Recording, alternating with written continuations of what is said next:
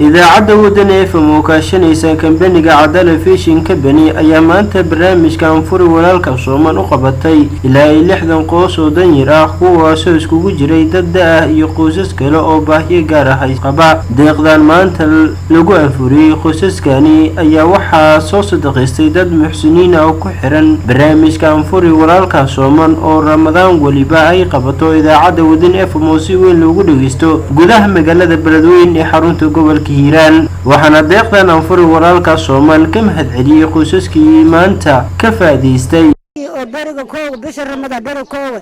waana soo gaartay deeqdii kor Allah ka dhigo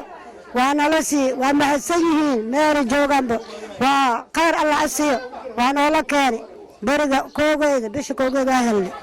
dadkii soo baxsaday afurkan ilaahay miisaanka qiyaamo oo kabajiri xasanaada ka siiyo ilaahay muraadkooda u saal afurayna siiyaan waa naga ducoosteen markaan jecelnahay maalin kastina soo noola siiyo deeqdeed noo qaadeen waa la soo gaartay maga Allah tahiin ilaahay khayr ana siiyo waa noo mahad celinayna deeqdan deeq ka fiican aniga suweyna ilaahay aan ku mahadinaa دعاء إلهي كجاز سيو أجري حسنا الله كسيو. أفرك كويس صونك